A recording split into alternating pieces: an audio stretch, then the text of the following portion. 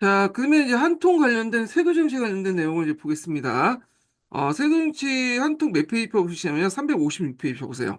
자, 숙종과 경종 때 나타나기 시작한 일당 정제의 추세와 정쟁 등 분당적인 말패적 형상은 영종조의 탕평정책과 강력한 왕권 하에서 일단 억제되었지만 그 근본적인 해결책을 제시한 것이 아니었다.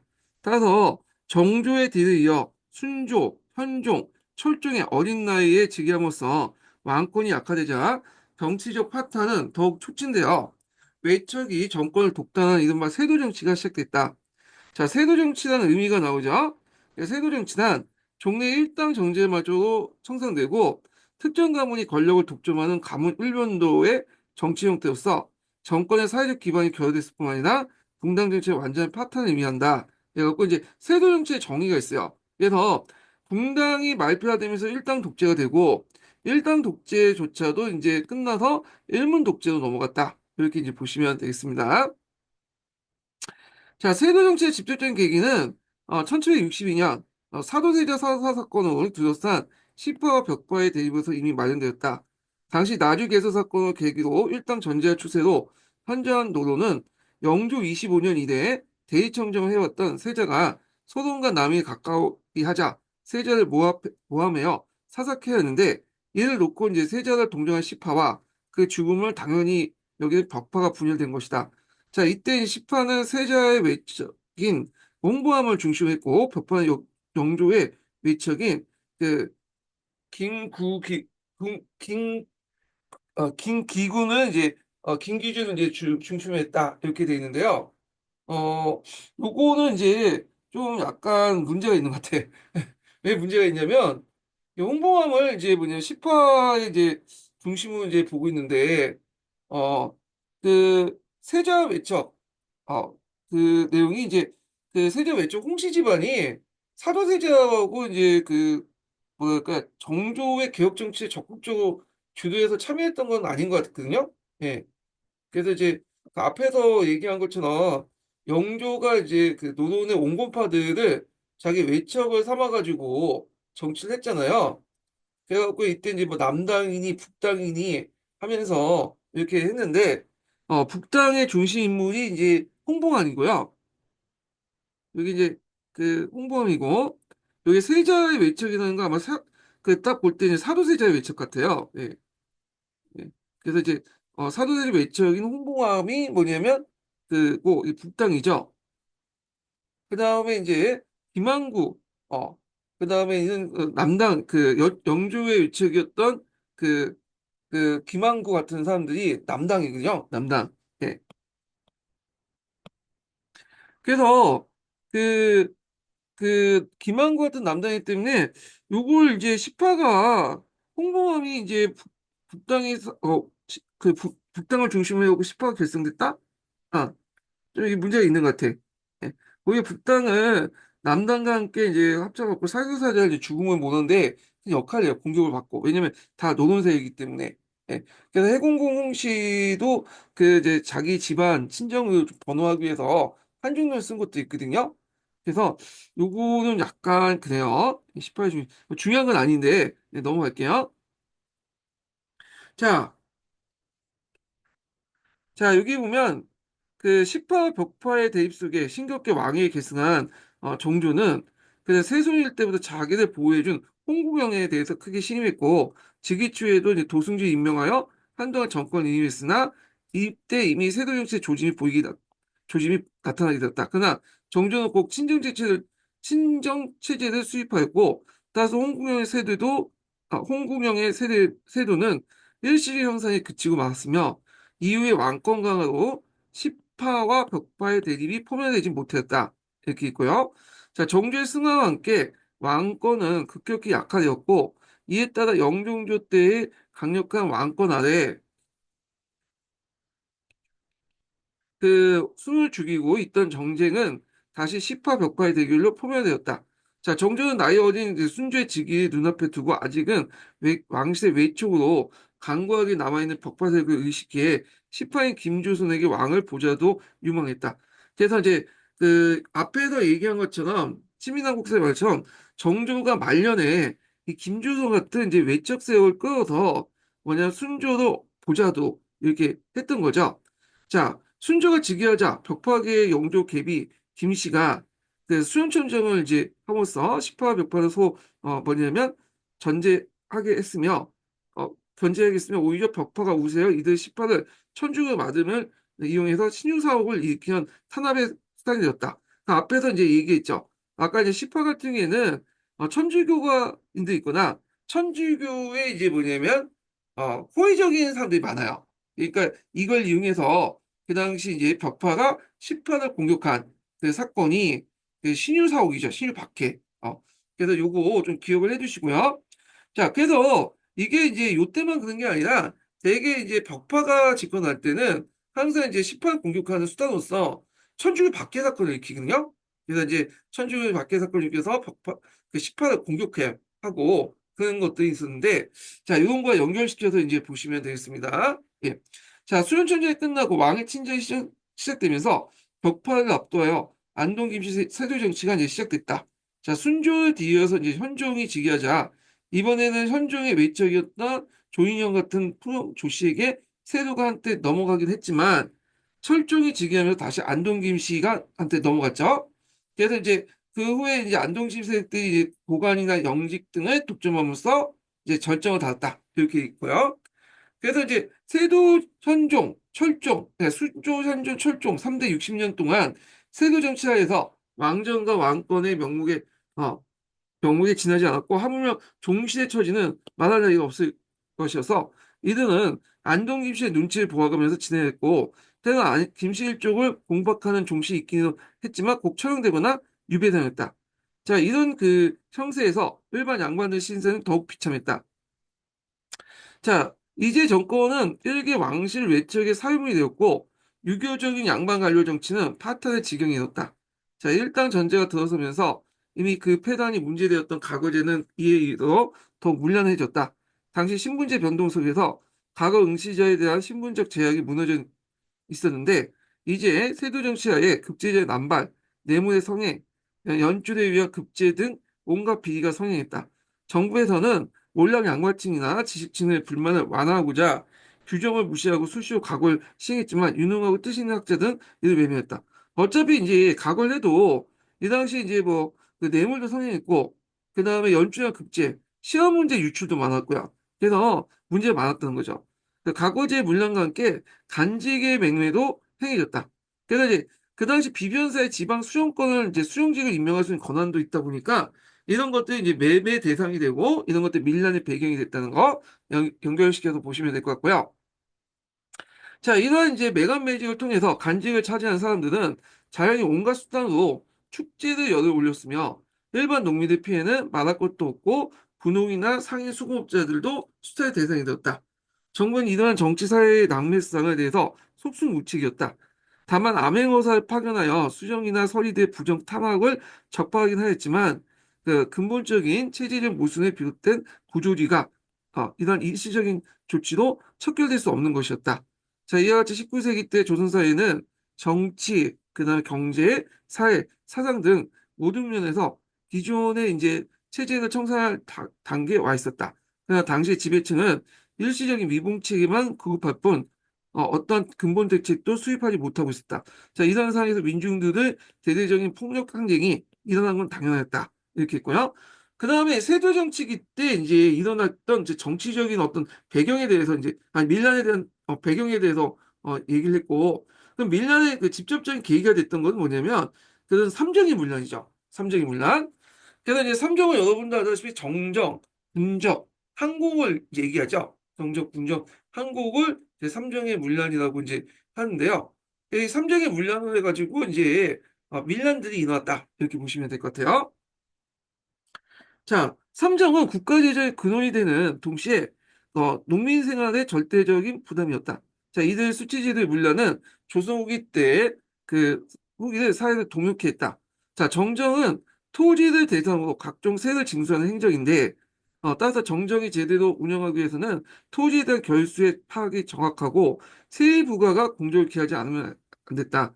그러나 이제 숙종 때 양정 사업이 전국적으로 행해져 있으나 그 이후에는 지역에 따라 부분적으로 양정이 행해졌을 뿐 전국적으로 제대로 실시하지 못했고 토지 개수가 정확하지 못했으므로 정결세 수치는 문제 발생의 소지가 있었다. 이렇게 있는데, 자, 요 정정이라는 것은 토지에 부과된 세금을 얘기하는데, 여기는 그 지세 외에도 총액제 부족 부분이나, 왜냐면 이제 후에 이제 여러 가지 분역이라든지 등등등이 저희 토지에 부과됐잖아요. 이런 것들 통칭해서 이제 정결세라고 해요. 예. 그런데 이제 이 정결세를 제대로 부과하려면 양전을 통해서 정확하게 이제 토지 소유주를 파악하고 토지 결수를 파악이 되는데 실제로 양전이 제대로 행해지지 못했죠. 그래서 조선 건국대전을 보면 20년에 한 번씩 행해지도 하도록 했지만 실질적으로는 뭐 20년이 아니라 뭐 30년, 50년, 심지어 100년 동안 안 한 것도 있고요. 그리고 이게 전국적으로 하지 못했어요. 경비가 많이 들기 때문에. 예전에도 말한 것처럼. 그래서 조선이 끝날 때까지 제대로 된 그 양전 사업이 한 번도 없었다는 거죠. 그러다 보니까 토지에 걷는 이 정결세의 수치에 문제가 생긴 거죠. 정확한 데이터가 없다 보니까 징수를 제대로 할 수가 없는 거죠. 자, 그 다음에 두 번째 이제 정정의 문제점은 뭐냐면 배경의 문제점 뭐냐? 정정의 문제점의 배경을 보면 18세기 말 이후에 공방전, 간두전 같은 면세지나 진앙전이나 재해지 등 토호도의 탈세지가 현저하게 증가했고 따라서 가세지는 자연히 감소할 수밖에 없었다. 자, 이거 관련돼 갖고 예전에 한번 시험 문제 나온 적 있죠. 그래서 양난 이후에 이제 토지 결수가 확 줄어들었잖아요. 근데 그 후에 이제 개간 등등 해갖고 토지 교수가 늘어났긴 했거든요. 근데 정부에서 파악한 토지 교수가 늘어남에도 불구하고 세금이 잘 걷히지 않았던 그 이유를 싸고 나온 적이 있어요. 그건 뭐냐면 면세지가 상당히 많다는 거. 그다음에 진앙지가 많다는 거예요. 그래서 이 면세지와 진앙지가 많다는 거는 양반 지주들이 돈을 이제 매겨가지고 그 당시 자기 토지를 면세지나 진앙지로 뺐기 때문에 그런 거죠. 예. 자, 그래서 실제로 전세 수입이 크게 뭐냐면, 그 비중을 차지하지 못했어요. 18세기 때까지. 자, 정부는 재정 기반에 축소했다는 재정 감소를 방지하고 일정량의 전세를 확보하기 위해서 정결세 수납을 총액제로 운영했다. 자, 이러한 총액제 실시에 따라서 필연적으로 정결세를 둘러싸고 지방 간화 및 양반 관료에 대한 항의에 대한 수탈이 강화되었다. 자, 정결세 수납을 이제 이렇게 총액제 운영했다라는 거는 뭐냐면 비총재죠, 비총재. 예, 비총재. 그래갖고 이제 이렇게 있고 정결세 기본적으로 이제 그 안에 제일 중요한 부분은 지세예요, 지세. 어, 그래서 이제 전세를 얘기하죠. 그래서 이 전세를 비총재로 운영했다 이렇게 보시면 되는데 자 비총재로 운영하다 보니까 어떤 문제점이 일어나냐면 이게 이제 그 액수 총액을 맞춰야 될 거 아니에요. 그러니까 뭐냐면 백지징세도 해요. 백지징세. 그러니까 이제 토지가 없는데도 불구하고 토지가 있는 것처럼 서로 꾸며서 토지가 없는 사람들이 세금을 징수하는 그런 문제점이에요. 왜냐하면 이 어, 총액이 맞춰야 되기 때문에 액수에 그래갖고 이제 이런 문제점이 나왔다 이렇게 보시면 될 것 같고요. 자, 일단 그 밑에 이제 쭉 있고 그 다음에 정결세도 그 지세 외에도 앞에서 말한 것처럼 그런 이제 여러 가지 총액자 실시했잖아. 군총재, 한총재 등등. 여기에 이제 부족분도 여기에 이제 도교다 해갖고 여기 집어넣고요. 정결세에다가 그 다음에 이제 원래는 토지에 부과되지 않았던 세금인데 조선후기 때 토지에 부과된 세금도 있죠. 이런 것도 이제 정결세에 들어가게 돼요. 예. 그러면서 이제 이런 등등해서 정결세 비중이 상당히 높아졌고, 그리고 비총재, 아까 지세 같은 경우에 비총재 실시하면서, 왜냐면 총액제를 실시하는 과정에서 그 부족한 세금을 백지징세 형태로 또 보충해 나갔고요. 예. 자, 이렇게 이제 있고요. 자, 이게 실제 전쟁의 운영은 난징과 가징이 일반화됐다. 종래 법제상은 토지 1개당 부과한 세액은 전세 4도에서 6도, 그 영정법이죠. 대동리 12, 산수민 1두 2승 등등 외에도 뭐 결작 2두, 그외 부가세 22도에서 24도였는데 그러나 중앙과 지방간청의 세수입을 증가시키기 위해서 각종 부가세 수수료 등 40여 종에 이르는 잡세를 거두었으며 그래서 이제 토지세 총계는 미두 60도에서 그 뭐냐면 80도 그러니까 이제 계산에 포함되어 있지 않은 것까지 합치면 이렇게 했고요. 그리고 19세기 때 세목이 보다 증가하여 약 총 100여 종에 이르게 되었고, 더욱이 토지세는 토지에 소유한 전주에게 부과되어야 하지만 실제 지주지에서 소장민이 세를 부담하여 일반 농민의 고통이 컸다. 입방에도 관리된 응성적인 백지 증세, 아까 지금 얘기했죠. 항무지에 세금을 거두고 그 다음에 가나도 이제 뭐 토지가 없는 사람들에게 뭐 세금을 또 걷고 뭐 그렇게 했고, 도교지사에 이제 서리가 사용한 그 공금이나 군포의 미봉을 하기 위해서 정액이사의 세를 정결을 부과하는 등 온갖 비행을 자행하여 그 당시 정적이 급히 문란했다. 요거는 도교라고는 할 수 있지만 어, 포음이라고 또 해석할 수 있죠. 이거 도교는 요게 좀 설명이 좀 그런데, 도교는 토지에 걷는 세금이야. 네. 토지에 걷는 그 토지에 몰아서 걷는 걸 도교라고 하고, 요건 아까쯤에 얘기했지만 포음분이야. 포음분. 음. 포음을 얘기하는 포음. 그래서 자기가 이제 그 횡령하거나 유용했던 것들인데, 이 포음은 이제 그 땅굴 메꾸기 위해서 그 당시 뭐 그 뭐냐면 했던 방법 등이 전세에서 걷거나, 그 다음에 이제 한국에 걷거나, 그 다음에 또 군포에서 걷거나, 이런 이제 방식으로 호응을 메꿨죠. 그 중에 제일 이제 뭐냐 자유방가 한국에 부가해서 호응을 걷는 그런 것들이 문제점이 있다, 이렇게 보시면 돼요. 예, 이렇게 했고, 그 당시에 또 전세든 항곡이든 군포든 각각의 이제 총액제를 실시했죠. 비총제, 이게 군총제, 그 다음에 한총제, 이렇게 이제 있잖아요. 이게 한총제죠. 이게 한총제, 군총제 이렇게 했기 때문에 그 부족한 볼 다 뭐냐면 독일로 걷었어. 독일. 그런 것도 이제 같이 기억을 해두시고요. 그래서 실제로 이제 정결세에 상당히 뭐냐면 모든 세금이 다 집중돼 있다. 정결세가 독일화 돼갖고 이제 정결세에 걷는 거죠. 그래갖고 모든 이제 앞에 있는 전세 외에도 그 앞에 이제 세제 개혁 과정에서 이제 그 뭐냐면 원래는 호나 인에 거뒀던 세금을 토지에 걷는 세금뿐만 아니라 또 여기에서 이제 총액지에서 부족한 세금들 다 이렇게 도교화해서 걷었다. 그래서 이걸 이제 뭐라고 해요? 정결세라고 한다. 이렇게 보시면 됐고요. 그리고 이제 포원부는 아까처 말한 부족한 이렇게 이제 유용한 부분 있죠. 그래서 이제 이런 것들은 이제 뭐냐면 포원이라고 하는데, 이 전세 항곡 군포에서 걷었지만 항곡에 걷는 게 상당히 많았다. 이렇게 이해를 해주시면 되고, 항곡에 걷어도 어차피 이제 다 도교하다 보니까 토지에 걷는 것 걷겠죠. 예. 그래서 이걸 도교란 말을 쓰는데, 엄밀한 도교란 거는 토지에 집중해서 걷는 거고, 포온이란 말은 어, 유용이나 행령부를 이제 포온이라고 해요. 예, 포온을 한국에 좀 많이 걷었고, 한국에는 전세든 군포든 그 당시 도교를 걷었으니까 포온을 걷을 때 도교를 해갖고 걷었다. 이렇게 이해를 해주시면 되겠습니다. 예. 자, 그 다음에 군정은 정남 1일에 대해서 군포 1필씩 징수한 행정이다. 자, 그래서 이제 당시 포 1피의 공정 가격은 그 미 6두였으며 1개월 사두의 전세보다 많았으니 가령 한 가오에 정남이 3이면 군포 3필, 즉 미 18두를 납부했으므로 결국 적은 액수가 아니었다. 게다가 이것마저도 제대로 시행하지 못하고 무력한 농민들이 가중되어 부과했다. 특히 이 군포 같은 경우에는 모든 사람이 다 동등하게 이제 군역의 의무를 지잖아요. 지금도 그렇지만 뭐 삼성 재벌가 아들이라서 뭐 군대를 몇 번씩 가는 건 아니죠.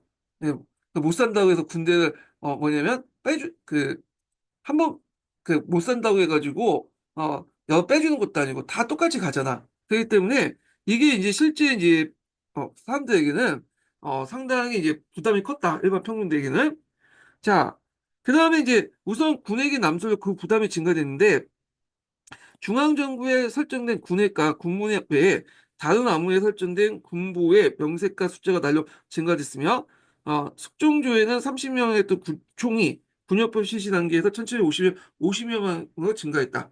자, 이날 군총이 보월 단위로 일정한 군역을 배분되어 납부하게 되는데, 자, 반면 양역 부담자는 점차 줄어들게 됐다. 그러니까 군포의 부과는 양적에 대한 정확한 파악 위해서 행해져야 했는데, 당시 신문지의 동요, 동계로 양인수가 감소하여 공정한 배분이 이루어질 수 없었던 것이다. 그래서 이때 이제 양인 신역자들은 경제적 부를 이용해서 신분상을 피하고 함부로 양벌 등록하거나 혹은 간청에 사무소가 편입되어 세력 있는 사대가 투탁하는 방법 피하겠으며, 심지어는 도망공을 유망했다. 자, 3호석이라는 건 뭐냐면, 그 당시에 이제 군포를 거둘 때, 뭐, 단일 관청에서 걷는 게 아니라 여러 관청에서 걷었어요.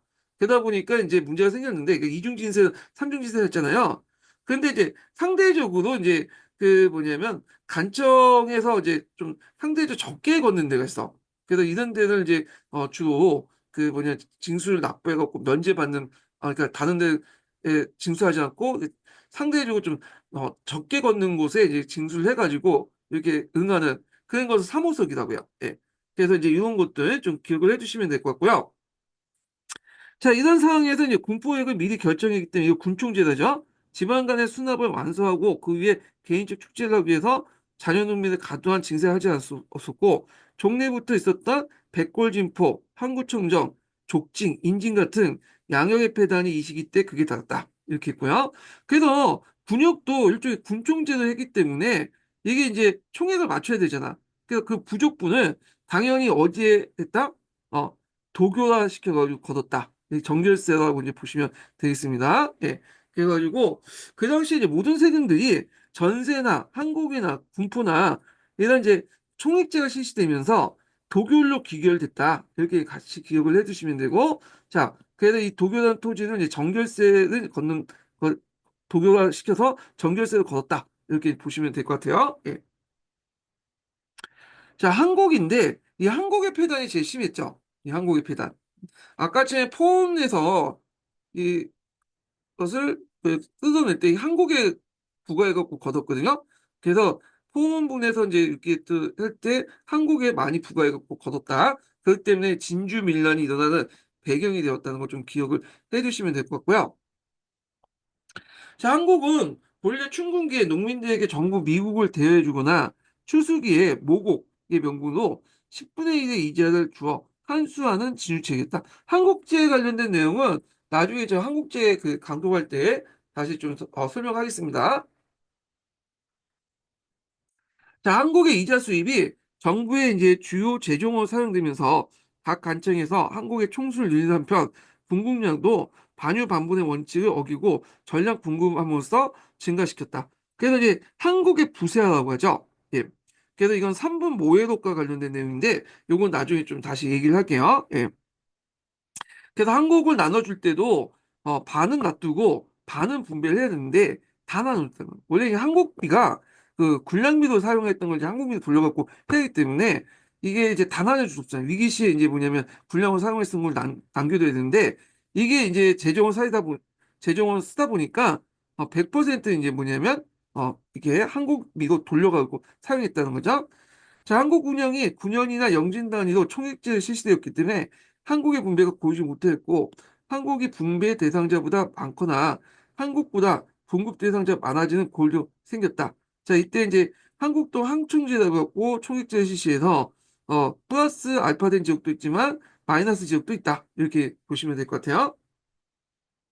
그래서 이때 이제 한국의 분급 대상자보다 많은 경우 당연히 한국 분급이 강제적 대여됐죠. 그래서 한 총재에 부과했는데 그 한 총재가 이제 한국 분급 대상자가 더 많을 경우에는 어찌든 이제 한국을 받지 않더라도 억지로 끼워 맞춰가지고 줘가지고 한국을 이제 빌리도록 해서 그 총액에 맞춰야 될 거 아니에요.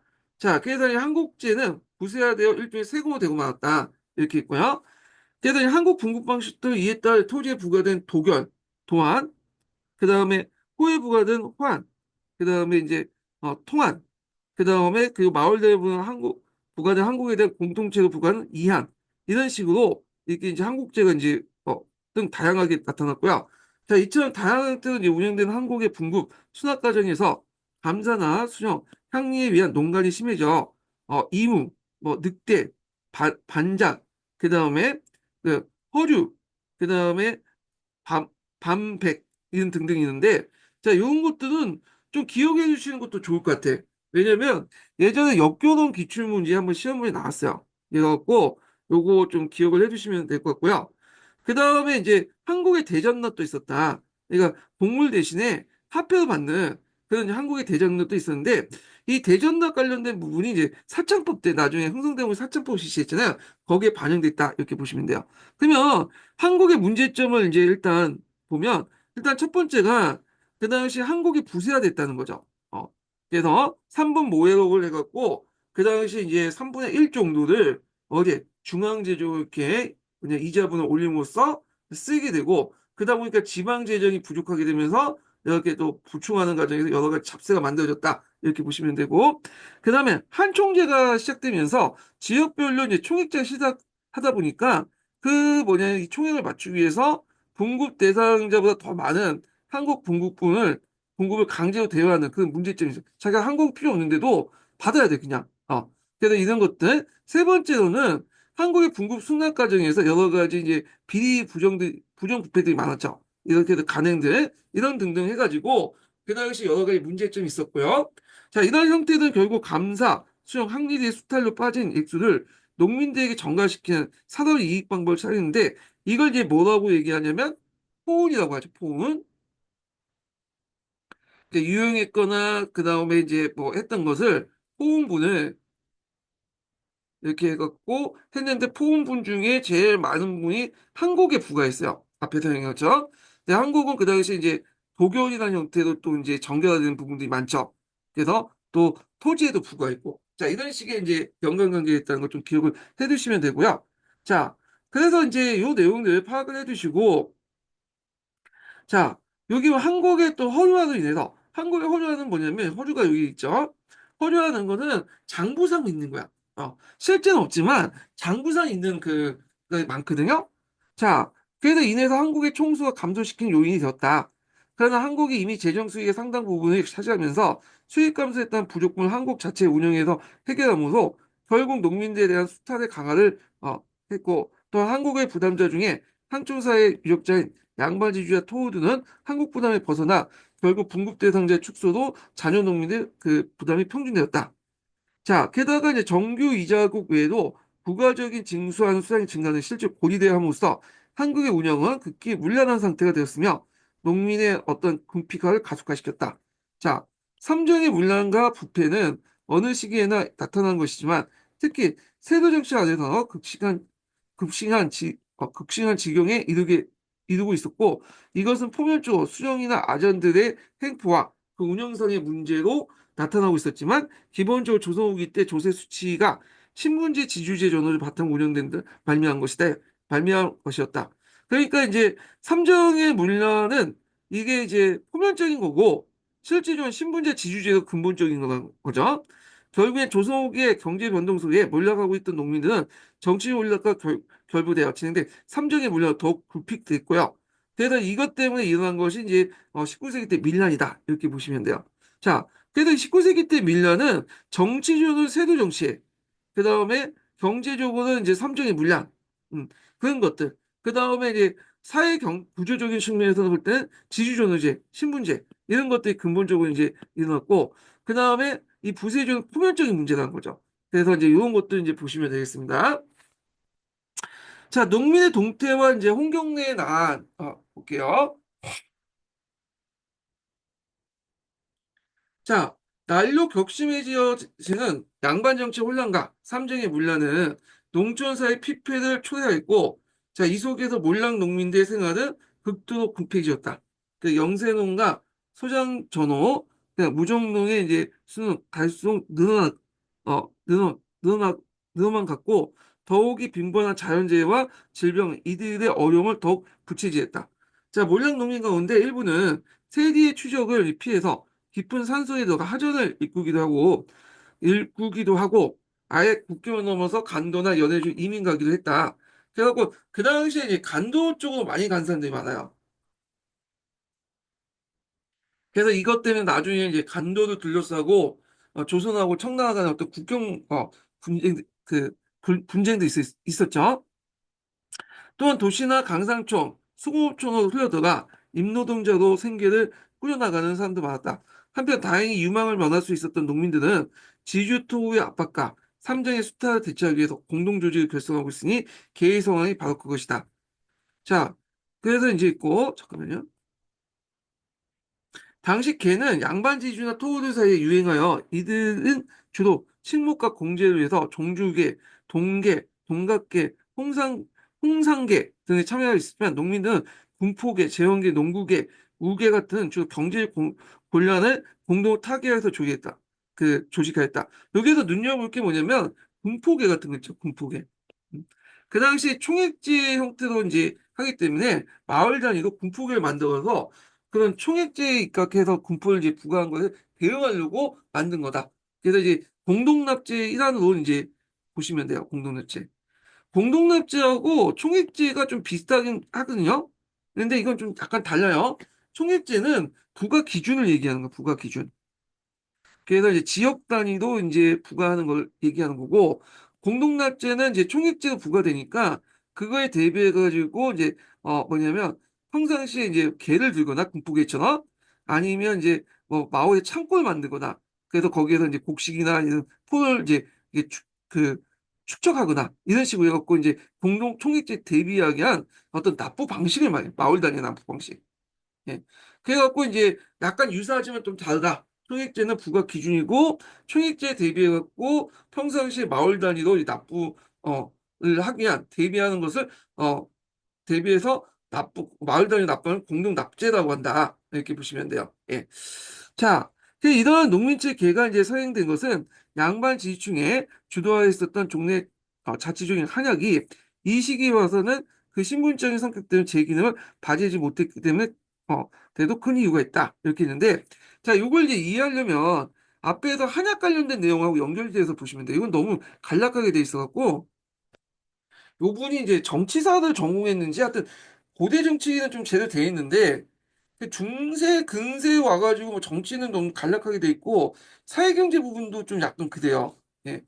그래갖고 이제 일단은 한 통 읽을 때 좀 약간 이제 축약된 부분도 많고 좀 틀린 부분도 많아. 이 사람 한 사람이 쓴 것 같아 지금. 그래가지고 자기 전공 분야 외에는 좀 약간 그러거든요. 근데 한 통을 계속 보는 이유가 뭐냐면 어, 시민사국사도 있다고 하지만 들어가는 교수님이 한 통을 많이 들어간 것 같아요. 그러니까 출처에서 한 통이 나온 분이 많기 때문에 계속 보긴 하거든요. 그렇지만 좀 약간 걸려서 읽어야 돼, 걸려서. 예. 그래서 다른 책과 교차 분석해서 읽어봐야 되는데, 자, 그 당시 이제 한약에서 그 조선 후기에 대해서 이제 제게 설명할 때 독리한약이라는 게 있었죠. 그래서 이제 마을 단위에 이제 독리한약이 있었는데, 자, 이 독리한약이 17세기 때는 원래 16세기 이전까지 상계만 했다가 양반들의 하계를 같이 참여시켰죠. 민중 교화 이후로. 근데 18세기에서 19세기 넘어가면서 이제 공동납제 같은 것들이 행해지고 하니까 이 공동납제 부담을 상계도 같이 짊어졌어요. 그래서 이 당시 양반이 이걸 이제 하계에 이렇게 부과하니까 하계가 떨어져 나가요. 예. 그래서 이게 아마 이때는 이제 뭐냐면 하계가 떨어진 시기를 얘기한 것 같아요. 18세기 때 이런 공동납제가 실시되면서 그 당시 상계가 양반 중에 상계가 하기한테 여기 부담을 지우려니까 하기가 떨어져 나서 독자적인 계를 만들기 시작했다. 뭐 그 관련된 내용 같아요, 지금. 자, 그래서 부왕장군이 고구마와 감자가 이 시기 때 전래 보급된 것도 이런 농민층의 빈곤에 의한 비상대책이었다. 자, 그 농촌사회 이를 피폐한 가운데 농민들의 정치의식이나 사회의식도 성장했고, 우선 이들은 현실적인 불만은 음성적으로 표출되었으나 전국각지에 일어난 개서 방서 사건이 이런 거다. 처음에는 개서 방서도 하다가 안 되면 이제 뭐냐면 밀란이 일으킨 거죠. 그래서 처음에는 합법적인 방법이에요. 정소해갖고 손을 올리거나 민원인데 민원도 안 되면 이제 개서 방서 넘어갔다가 또 안 되면 뭐냐면 농민 반란이 일어났다. 이렇게 보시면 될 것 같고요. 요 밑에는 이제 각자 읽어보시고 여기는 사례별로 쭉 나와 있거든요. 한번 읽어보시고 넘어서 이제 홍경래 난을 이제 좀 볼게요. 홍경래 난이 어디냐면 여기 밑에 있네요. 네. 그래서 이제 여기 보면 1811년 평안도에 일어난 홍경래 난이다. 이렇게 있죠. 자, 홍경래 난의 원인은 여러 가지가 있을 수 있지만 일단 조선 후기 때 대청무역의 발달로 해서 이 당시 평안도 지역이 상당히 발달됐죠. 경제적으로. 예. 그래서 나름대 경제적인 발달 이런 것들이 있었고, 자, 그래서 이제 그렇지만 이런 것들이 수탈로 이어졌죠. 수탈로. 그다음에 이제 두 번째로는 이런 경제적인 어떤 그 뭐냐면 풍요에도 불구하고 이 서북인들의 어떤 그 평안도인들의 정부의 서북 차별 정책은 계속 남아 있었죠. 그 서북민들의 어떤 차별 정책 이런 것들. 그다음에 이제 있고 그다음에 이제 세 번째가 있고요. 그다음에 세도 정권의 어떤 조치도 이제 볼 수 있어요. 그래서 이런 것을 평안도 상공업계를 위축시키고 평안도 재정을 파탄시키는 요인이 되었다. 아, 그래서 이제 이런 내용들 좀 기억을 해두시면 돼요. 세도 정치가들의 정책 관련된 내용. 그래서 경제적 발전 때문에 이제 풍요롭게 살았지만 그만큼 수탈도 많았고 서북민의 차별도 있었고 그다음에 세도 정치의 어떤 정책들이 그 당시 평안도의 상공업계를 위축시키는 그런 것들이 있어서 평안도 재정을 파탄시켰다. 뭐 이렇게 이제 보시면 되겠습니다. 자, 홍경래의 난은 청천강 이북 지역에서 이제 일어났어요. 그래갖고 이제 확대됐는데, 자, 이때 그 난은 구모화 성격이 있어서 단순 밀란 단계를 넘어서 농민 전쟁으로 이제 발전돼 나갔다. 자, 그래서 이제 주도 세력들은 이제 몰락 양반과 신흥 상공업 세력들이 주도를 했고, 여기에 이제 강상 노동자와 빈농들이 대거 참여하게 되죠. 그래서 초창기 때는 이제 그 주도했던 사람들이 그 뭐냐면 몰락 양반과 신흥 상공업자들이 주도를 했어요. 이들이 이제 뭐냐면 그 뭐랄까 여러 가지 이념이나 자금력 같은 걸 재주고 했는데 자, 하여튼 이렇게 보면, 자, 몰락 양반 또 홍경래는 이 몰락 양반 잔반계층을 보고 있는데, 어떤 책에서 그렇게 아니라고 하는 책도 있거든요. 이게 몰락 양반이 아니라 뭐 일반 서민이었다는 설도 있고, 그래요. 하여튼, 그 잔반 출신 홍경래가 이제 이념을 제시했고요. 이 사람이. 그 다음에, 요게 이제 그 이의저라는 사람이 나와요. 이의저. 이희재라는 사람이 이제 어떤 사람이냐면 그 상인 출신이야. 이 부상 대구 출신이죠. 그래서 그 당시 잠체를 통해서 막대한 돈을 이제 벌었어요. 그래서 이제 이 사람이 군자금을 이제 제공했고 그 다음에 여기 보면 김창식이라는 사람이 있는데 김창식은 토세력이야. 토세력. 그래서 이 당시에 이제 중앙적으로 재정 수탈에 대해 불만을 품었고 여기 참여했던 거고요. 자, 그런 지도안에 이제 영세농 등 몰락 농민의 기본 구성하여 여기에 강부, 이동노동자, 백사공 등이 가세와 봉기를 했던 거다. 이렇게 이제 보시면 되겠습니다. 그래서 이제 이들이 이제 뭐냐 강상노동자 빈농을 훈련시켜 군사로 동원했다. 이렇게 보시면 될 것 같고요. 자, 그 다음에 이제 이들은 처음 가산에서 난을 익히고 각산, 그 다음에 박천, 정주, 태천, 선천, 철산, 용천 등 7개 고을에서 점령했지만 꼭 정부군의 반기를 받고 만 4개월 만에 진압되었다. 예.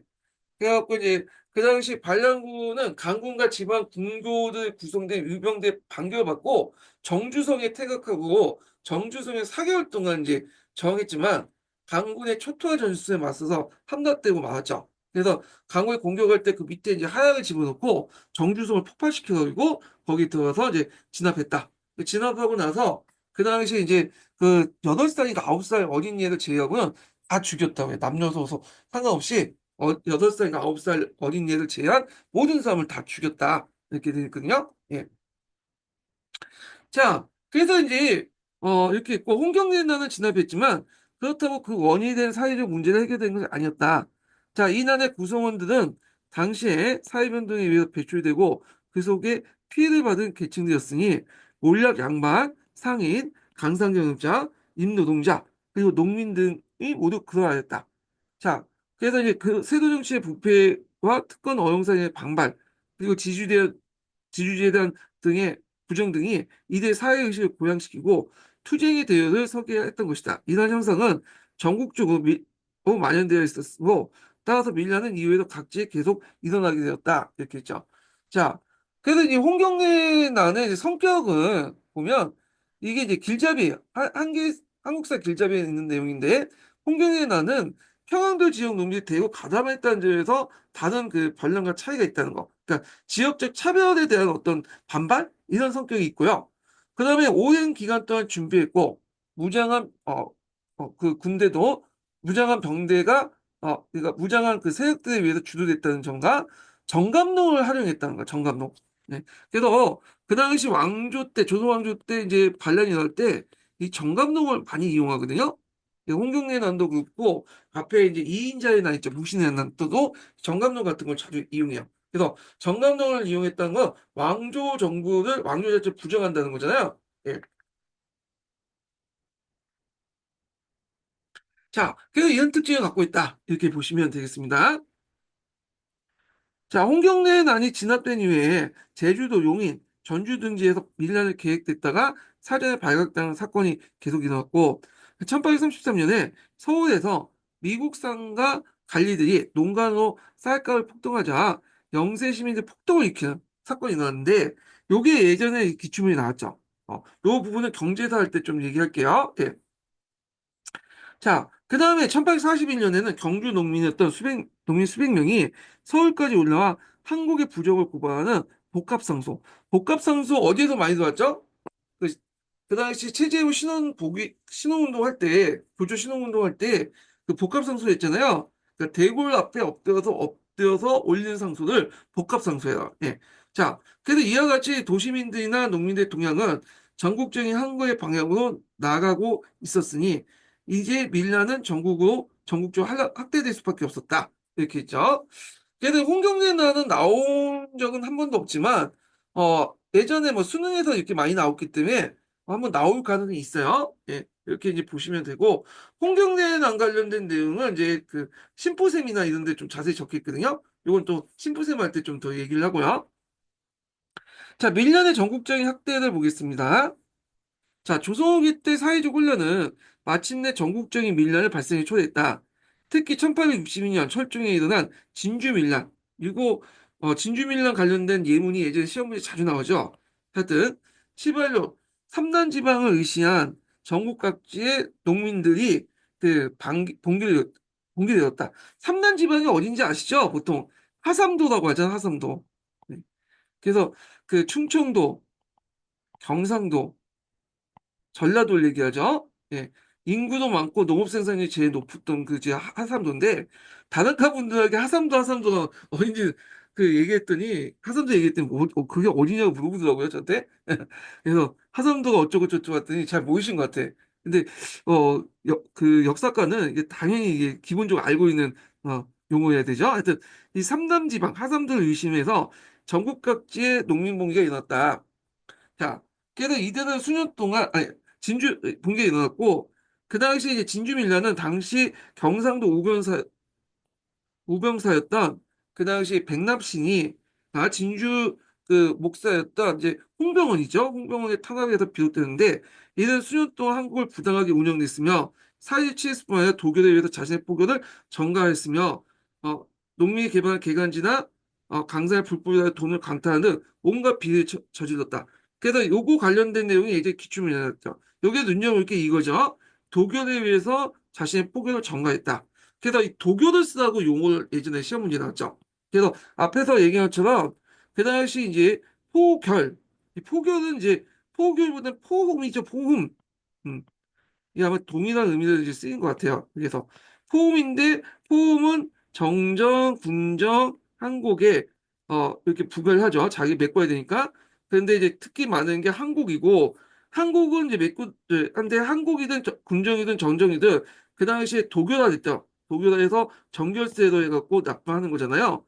그러니까 이 도교라는 명칭을 써야 돼요. 여기. 예. 그래서 한국을 그 당시 한국을 이제 부과했는데 한국을 어떤 식으로 부과했냐? 한국제가 그 당시 그 독일화 되다 보니까 토지에 부과하는 거죠. 한국제를 이런 식으로 해갖고 했다. 이렇게 보시면 될 것 같고. 자, 드디어 각 이 지방에 있는 반반들이 이제 유계춘이나 그 당시 김수만이나 이런 등등의 무리들이 그 뭐냐면 모아서 반란을 일으킨 것이다. 이들은 진주성을 이제 뭐냐면 점령하고 평소에 악질로 지목됐던 간사원 이제 그 아전들이죠. 수명을 이제 태워 죽이기도 이러는데 자 이러는데 이에 정부에서 백남신과 홍범을 파직하는 동시에 반란군을 진압했다. 그래서 이제 이렇게 했는데 이게 여기만 일어난 게 아니라 전국 각지에 일어나잖아요. 그래서 이제 여기 보면 이제 밀란 범위 있죠. 임실 농민 빌런이 곳곳에 일어나게 되는데 예전에도 말했지만 농민 반란이 본격적으로 일어난 시기가 우리나라 역사에서 세 번 있었어요. 하나가 이제 뭐냐면 남한 여초 시기 때 여기 일어났고 두 번째가 이제 고려 무신 정권기 때 그때 일어났고 세 번째가 19세기 때 요 그 임술 농민 분기 이렇게 볼 수가 있죠. 자, 그래서 이제 이렇게 이름 막그 뭐냐면 밀란이 나니까 이걸 하나하나 다 진압하기 좀 힘들죠. 그래갖고 일단은 이제 어떤 방식으로 하냐면 그 당시 해당 그 지역에 문제가 되는 관리를 파면해요. 그리고 안핵사를 파견해서 수습한 다음에 그리고 나서 이제 그 주도자들 몇 명 잡아서 본국에 처형하는 방식으로 이제 진행했다 이렇게 보시면 되겠습니다. 자, 이때 이제 안핵사로 파견됐던 사람 중에 하나가 박규수죠. 박규수, 박지원의 손자죠. 자, 그래서 이제 이렇게 있고, 그 다음에 이제 1862년에서 또한 제주도에서 세 차례에 거친 가격한 이 밀란이 일어났고, 이 밖에도 전국에 걸쳐서 모두 70여 개의 농민벌란 공개가 있었으며, 이러한 현상은 그 후에도 계속되었다. 그런데 이들 밀란은 어느 지역에서나 모두 3정의 밀란이 직접적으로 동기가 되었고, 그 규모나 양상도 비슷해요. 처음에는 문서로 10여 차례 간청에 호소하다가, 합법적인 방법이죠. 이것이 받아들이면 실력 행사를 하는 것이다. 그래서 처음엔 정소를 해가지고 민원식으로 이제 넣다가 안 되면 개설을 하다가 안 되면 그것도 안 되면 뭐냐면 이제 밀란을 일으켰다. 이렇게 보시면 될 것 같아요. 자, 그래서 전국적으로 산발적으로 일어난 밀란에 대해서 정부는 종래 홍종란에서 보여준 것 같이 무적위한 톡을 계속할 수만 없었다. 그동안 강경일병들의 처리 방식이 오히려 사태를 악화시킨 걸 알았고 또한 사실상 군사력 동원에 도움이 어렵기 때문에 이에 정부는 해율책을 서서 우선 이제 선무사나 안핵사를 파견해서 농민들의 요구를 이제 조건을 수락하고 말썽난 관리나 아전을 파직 유배시키고 민심이 진정된 후에 난의 주무자를 잡아서 처형하는 방식을 취했다. 자, 그러나 이러한 한낱 미봉책에 이것은 한낱 미봉책에 불과하였으므로 정부에서는 보다 근본적인 해결책을 마련하기 위해서 삼정을 개선을 전국을 포고하였다. 이렇게 있는데, 이때가 이제 철종 때거든요. 철종 때. 그래서 철종이 직접 이제 뭐 구원 절차를 해요. 예. 구원 절차를 이제 하고, 그때 이제 그 구원 절차에 응해서 응지상소를 올리거든요. 예. 그래서 이제 뭐냐면, 그래서 이 응지상소를 이제 처리하기 위해서 응지상소서를 이제 설치하죠. 그래서 이때 이제 뭐냐면, 특별히 삼정 이정총도 도는데, 삼정 이정총은 이제 누가 했냐면, 박규수가 건의를 이제 했고, 이걸 받아들여서 삼정 이정처를 설치했다. 이렇게 보시면 돼요. 예. 그 구원 조서를 내리고, 응지상소를 올리게 하고, 응지상소를 처리하는 기관으로서 응지상소서를 돕고, 그 다음에 삼정의 문제 해결해서 삼정 이정처를 돕다. 그래서 이 삼정 이정처는 예전에 시험에 나왔기 때문에 외워두세요. 다 아시겠지만 일단 외워두시고요.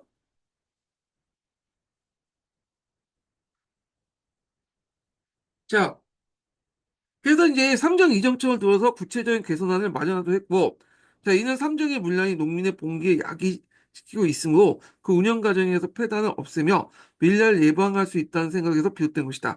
따라서 정부는 부패책으로서 예전에 폐단을 이제 뭐냐면 개선한 책으로서 삼정 자체 문제보다 운영의 개선에 초점을 두었으며 그 당시 실제 작성한 공판 삼정 이정 절목 요게 이제 예전에 예문으로 나왔거든요. 기출 예문으로 삼정의 기본 원칙 기준을 두어 이에 위반하는 사항만 거론하여 취재하는 것을 주요 내용으로 하고 있다. 자, 요 삼정 이정청에서 내용이 이제 여기 간략하게 돼 있는데 자, 뿌셈이나 이런 데서는 좀 구체적으로 적혀 있죠. 그래갖고 이때 논의했던 그 내용들이 어차피 나중에 뿌셈 할 때 또 다시 얘기하겠지만 세 가지 방향에서 이제 한 세네 가지 방향에서 그 논의가 돼요. 하나가 뭐냐면 삼정 운영 개선 논의야.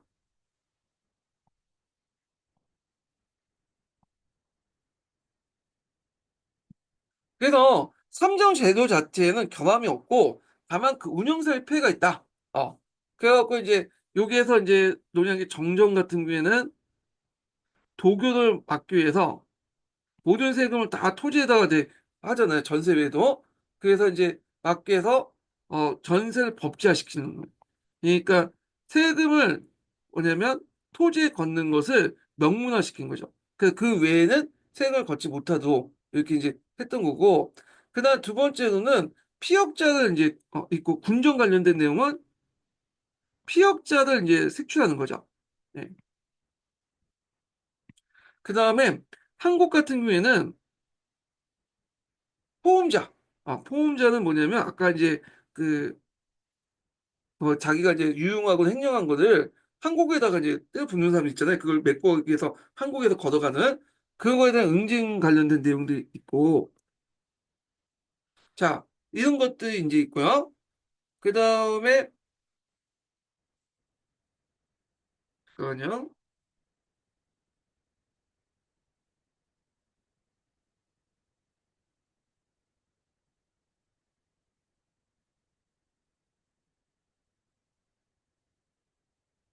그 다음에 이제 세 번째로는 이게 이제 첫 번째 이제 삼정 운영 개선의 주 내용이고요.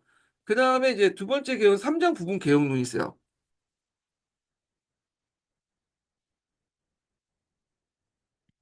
그래갖고 뭐 정정은 양전을 실시하자. 그래서 이제 군정은 호포제나 결포제를 실시하자. 뭐 이런 내용이 있고, 그 다음에 한국 같은 경우에는 사창제도를 전환하자. 뭐 이런 논의가 있었죠. 자, 그 다음에 이제 있고, 그 다음에 봉건적 기본적 근본적인 문제를 개선하자는 토지개혁이 있어. 토지개혁. 토지개혁과 지주전호제 개선. 이런 것들이 있었죠. 그래서 이게 실제적으로 이제 제일 근본적인 거잖아요. 토지개혁과 지주조도 개혁 등이. 근데 이제 이런 것들은 이제 뭐냐면 받아들이기 어렵겠죠, 그 당시. 그래가지고 주로 이제 받아들인 건 뭐냐면 삼정 운영 개선론이야. 그래서 삼정은 그대로 두지 그걸 운영을 할 때 뭐냐면 개선만 하자. 다만 이제 한국제도 같은 경우에는 나중에 얘기했지만 파한기결, 한국을 폐하고 한국의 이자분을 그 뭐냐면 어, 이게 토지 부가자 해갖고 한국집 폐지하는 걸 해가지고 이렇게 했지만, 그 나머지는 이제 뭐냐면 정정과 군정 뭐 이런 것들 그냥 운영 개선으로 끝나려고 했던 거죠. 근본적인 개선은 아니에요. 이 부분은 나중에 좀 다시 그 선생님이 올 때 다시 좀 해보겠습니다. 자, 그래서 이 한계 관련된 내용인데 밀란의 근본적인 원인은 지주전호 그리고 분홍과 비농 간의 경쟁 대립과 여기에 얽혀있던 신분제 관계 문제를 체제에 모순이 있다. 그러니까 지주전호제와 신분 관계 모순이 있는데 근데 이제 이거 앞에서 말하는 이제 개선안은 삼정을 그대로 둔 채 한국은 폐지됐지만 하여튼 정정과 군정은 개선한 채 한국 폐지하는 등 그러니까 그냥 뭐냐면 양반 지주 중에서 일부만 개선했다는 거죠. 그래서 역시 민심의 동력을 진정시킬 수 없었고 따라서 밀려는 계속 일어날 수밖에 없었다. 그래서 그 당시에 이제 요거에 대한 그 삼정 이정책 개혁에 대한 문제점, 한계 이걸 이제 쓰고 나온 적이 있어요. 요걸 쓰시면 돼요. 여기 예전에 시험 문제 나왔던 거거든요. 그래서 지주전호제나 그 당시 그 토지개혁 같은 걸 전제하지 않고 그렇게 했다. 지주전호 신분제 개혁을 하지 못했다. 뭐 이런 것들.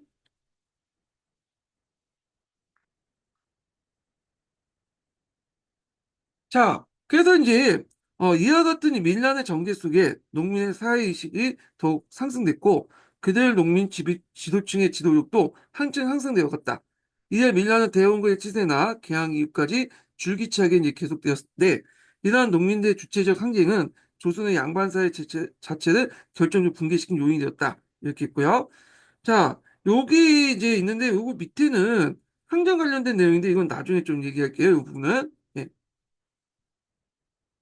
자, 그 다음에 볼 게 뭐냐면, 이제, 여기는, 했기 때문에, 부생 관련된 내용을 이제 좀 보겠습니다. 예, 부생, 내용을 좀 볼게요. 부생이 501페이지, 펴보세요. 501페이지.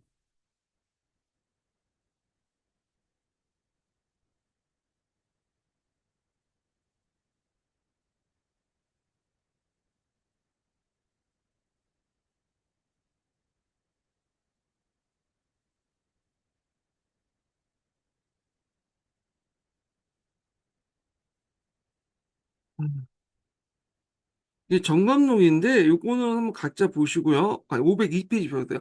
502페이지인데 요거는 각자 이제 보시면 되고 정감록이 여러 곳에 이제 그 반란이 일어날 때 이용돼요. 예. 그래서 얘기한 것처럼 그래갖고 이제 이렇게 했고 그 다음에 미륵 하생신앙도 있는데 이것도 한번 봐주시는 것도 좋을 것 같아요. 네, 동학도 있는데 이 동학은 나중에 좀 얘기하고요. 잠깐만 이게 D인가? 잠깐만요. 네, 적어놨긴 했는데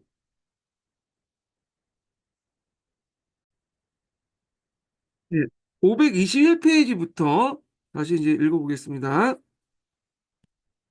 자, 신부샘 521페이지 5권이에요. 이건가?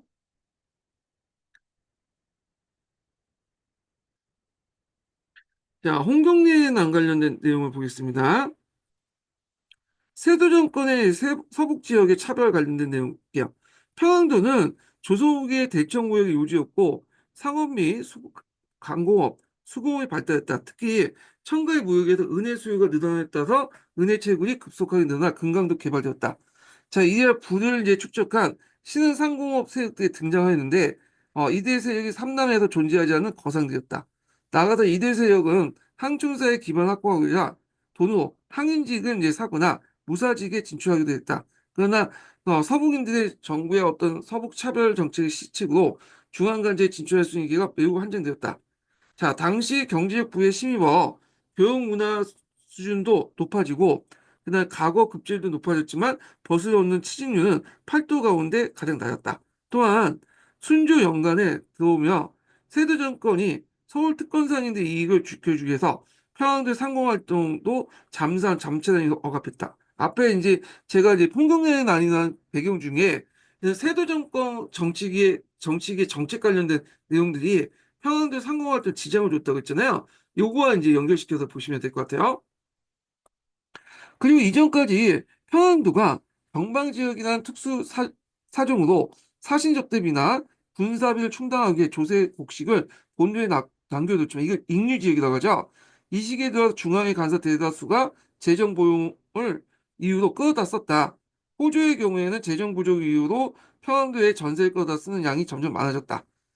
여타 간서도 마찬가지로 한자놀이를 하면서 그 당시 막대한 한자놀이는 한국제도를 운영하면서 거기에다 이자를 받잖아요. 그래서 이런 것들을 이제 이자 국식을 끌어들였다. 자, 이런 것들이 세조 정권이 했던 정책들이고 이런 것들을 이제 불만을 품고 나중에 홍콩내란이 일어나는 배경이 됐던 거죠. 예. 자, 그다음에 주도 세력과 참가자가 있는데 이렇게 좀 보겠습니다. 자, 홍경련은 몰락 양과 홍경을 비롯해서 서울 출신 그 우금칙, 그다음 천민의 금강 경영과 상업을 돈을 모은 이희적, 빈농 출신 김사영, 각사의 진삭 김창식이 중심이 되었으며 부호 대상들이 대거 가담했다. 그 밖에 강상 노동자와 땅 없는 빈농들이 참가했다. 우선 홍경래 등의 몰락 양방치는 이 반란에서 혁신 이념을 제공하고 난을 지도했다.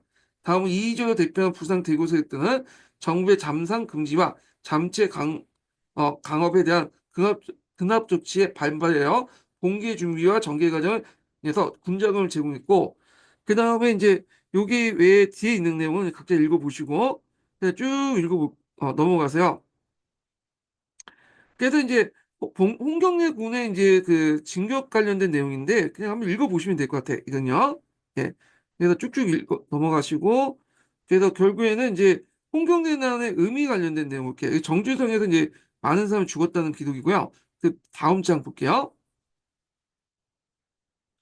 자, 홍경래나는 중앙정부의 타도한 뚜렷한 정치 목적을 가지고 면밀한 계획과 장기간의 준비를 거쳐 조직된 전개된 무장봉이다.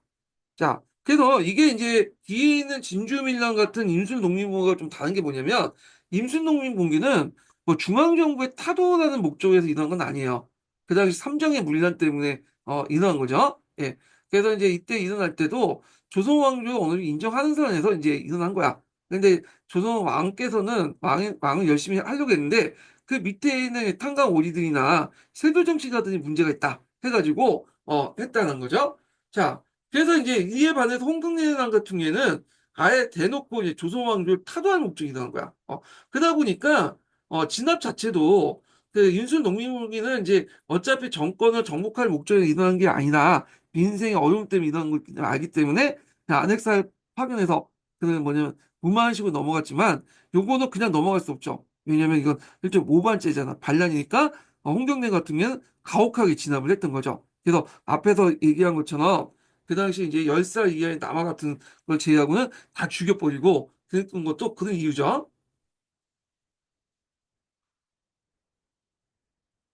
자, 그리하여 이 봉기는 조선 그 봉건 사이에 붕괴를 박차하는 분수령이 되었고 이 사건을 기점으로 일반 농민층들은 봉건 권력에 저항할 수 있는 힘을 의식하게 되었다. 자, 그리고 농민들은 홍경래가 죽지 않았다는 소문을 퍼뜨리고 언젠가 봉건 정부를 타도하고 사회 변혁을 할 수 있을 전망을 하게 이르렀다. 그래서 이런 하층 농민의 각성과 선장은 1862년 삼남지방을 중심으로 전개된 전국 규모의 임술 농민을 가져온 원동력이 되었다. 그래서 의의와 영양 관련된 내용을 이제 보시면 되겠습니다. 예. 자, 그 다음에 이제 들어 넘어가서 이제 임술 농민봉기 관련된 내용을 이제 좀 볼게요. 이제 쭉쭉 넘어가서,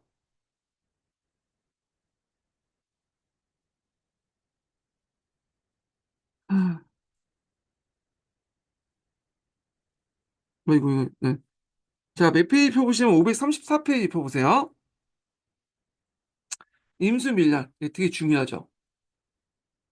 임수 밀란과 그에 대한 정부의 대응책, 3정 2정, 정을 설치하고 그를 개선안을 마련하는 것까지, 시험 문제 나왔죠.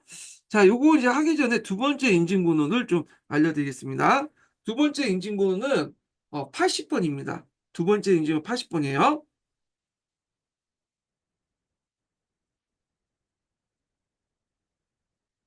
자, 내용을 읽어보겠습니다.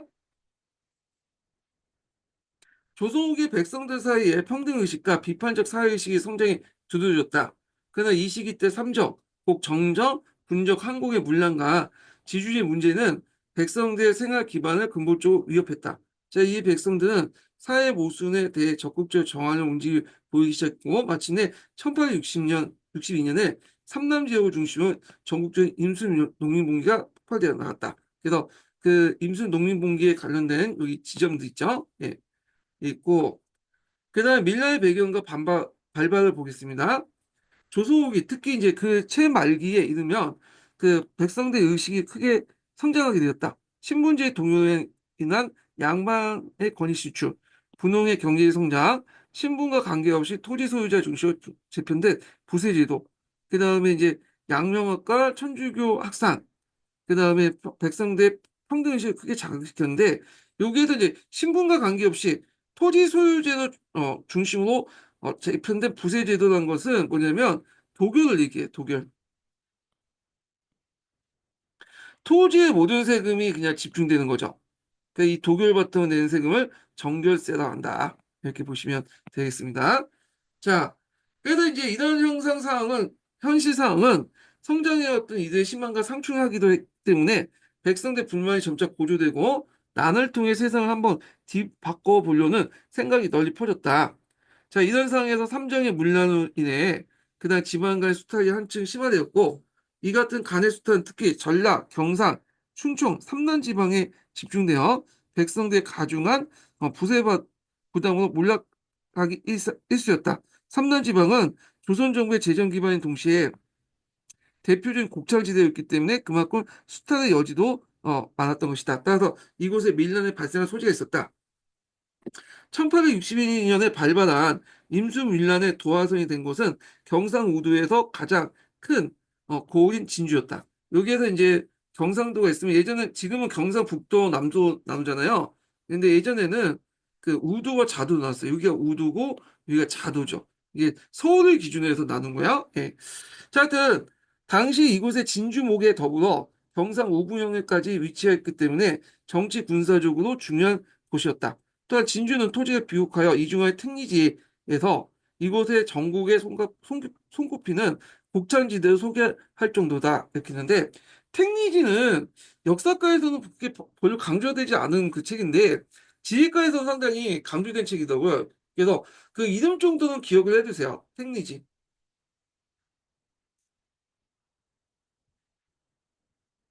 자, 그러나 그만큼 간의 수탈도 막심했는데 그중에 전세와 공포 등 각종 조세를 일괄적으로 토지에 부과하는 도결 문제가 이제 뭐냐면 심각했다. 자, 이곳의 백성들의 도굴 부담이 날로 늘어남에 따라서 한 해도 여러 번 납부할 지경이었고, 이뿐만 아니라 진주에서 1840년대부터 한국을 서리들이 행령한 포음이 만연했고, 이를 메우기 위해서 1855년에 그 당시 이제 고을의 모든 농지에 일정한 세금을 부과했다. 이런 것들 좀 기억을 해두시면 되고, 그래서 포음부는 이제 한국에 통해서 메우려고 했고, 이 한국도 어차피 이제 도교이니까 토지는 이제 이렇게 도교 형식으로 이제 뭐냐면 부과를 했던 거죠. 자, 그 결과 많은 진주 백성들이 파산을 유인하게 되었고 1859년 동일 부담에 건드리지 못한 진주민들이 상경하여 비변사 이러한 상황을 호소하기도 했으나 도결 문제는 해결되지 못했다. 이후에도 도결이 계속 부과되어 강과 민 사이에 갈등이 점차 커지는 상황에서 진주 목사였던 홍병원이 1861년에 겨울에 다시 도결을 부과함으로써 이 도결 부과한 이유는 앞에서 이제 그 뭐냐면 한국의 부족분인 한국에서 이제 그 포온을 한국에 부과하고 한국을 다시 이제 뭐냐 도굴로 이렇게 부과하는 그런 식으로 나온 거죠. 예. 자, 그래서 독일 부감으로써 그야말로 일촉즉발의 위기 상황이 치달았다. 이렇게 보시면 돼요.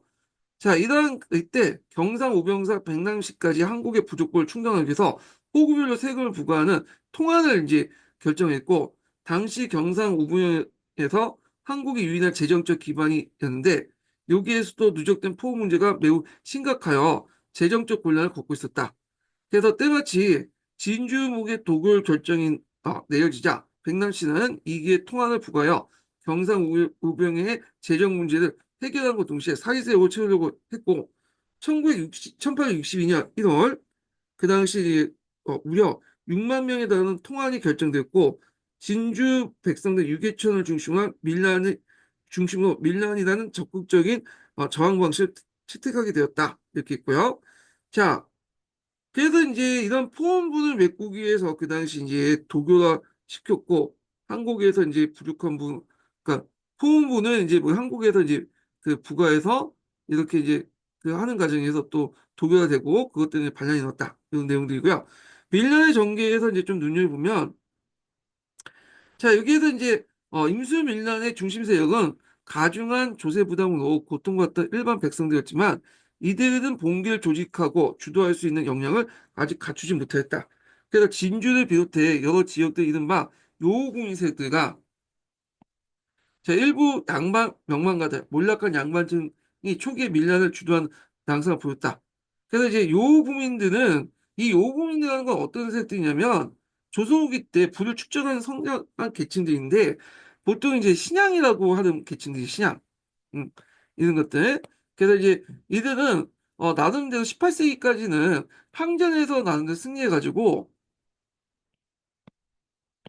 그 당시 이제 뭐냐면 작부지 아래서 그 당시 세제 혜택을 받았죠. 세제 혜택을. 그런데 그 당시 19세 넘어가면서 이제 세도 정치기 때 수용과 향리 직접 징수제가 이제 시작되면서 이들이 가지고 있는 작부제아의 이제 세제 혜택이 박탈되고요. 결국 이들 또한 수타의 대상이 됐어요. 예. 그러다 보니까 이제 이 요우 부민층이 예전에 간에 협조했지만 19세기 때 이 임실 농민이 일어나기 전후의 때는 간에 협조적이기보다는 좀 대립적인 양상을 보게 되고 그리고 이제 밀란이 일어나기 그 전 단계 그러니까 정소력 간에 이제 뭐냐면 그 민원을 넣는 단계까지는 이 요구 부위층이 적극적으로 하겠다 이렇게 보시면 될 것 같아요. 근데 이제 막상 그 당시 이제 또 반란이 일어날 때는 참여하지 않아. 왜냐면 얘네들은 좀 가진 것들이 많잖아요. 그러니까 정소 단계에서만 좀 참여했고 그 다음에 이제 또 요 그 당시 이제 신양계 그 당시에 항약 자체가 어용화됐죠. 구세 자문화 기구다 보니까 그 밑에도 있지만 그 당시 민해니, 이해니, 도해나는 새로운 항해가 조직되기 시작했다. 이렇게 좀 기억을 해두시면 될 것 같아요. 자, 하여튼 요 부위치는 조선 후기 때 이래 부를 축적하여 경제적으로 성장한 계층이었으나 이 시기에 간의 집중적인 수탈 대상이 되었으며 그 성장이 저지되었을 뿐 아니라 자칫하면 몰락할 위기에 처해 있는 사람들이었다.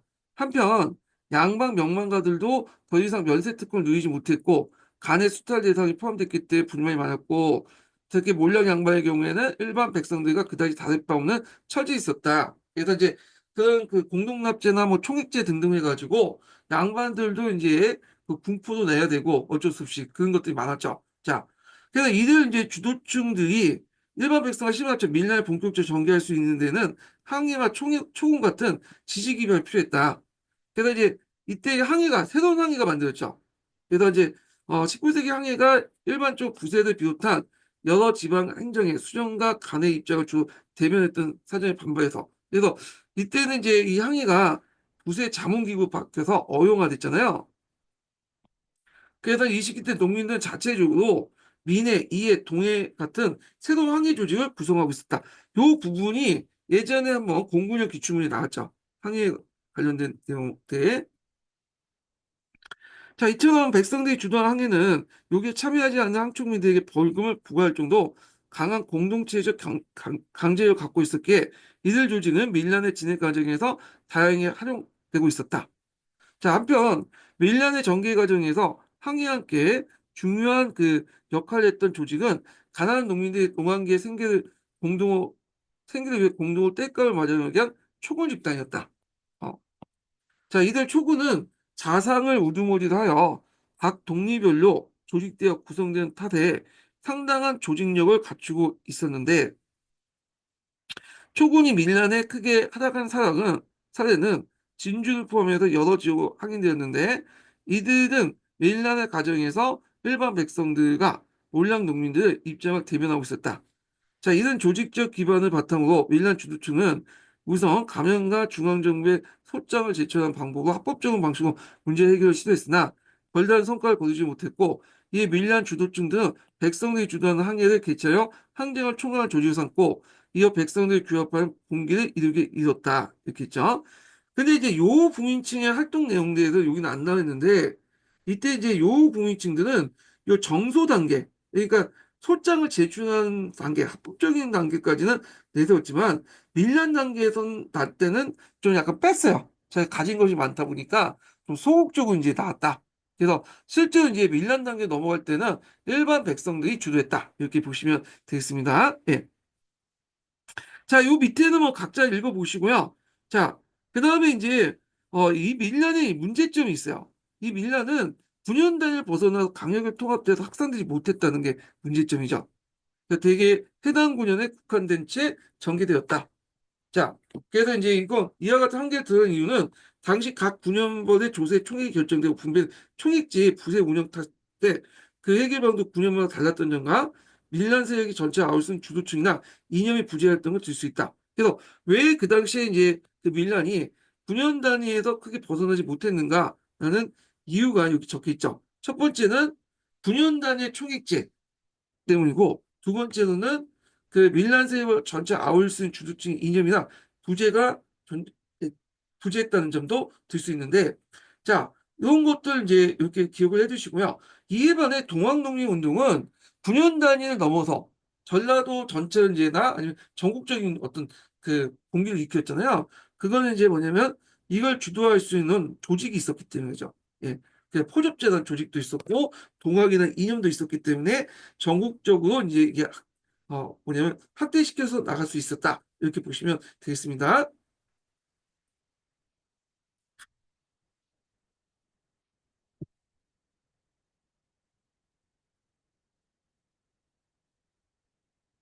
자, 이 때문에 주변 지역들끼리 연대하여 밀란을 지속해 나가기 어렵고 조선 정부의 해와 진압에 의해서 밀란이 쉽게 와해되는 결과를 이어졌다.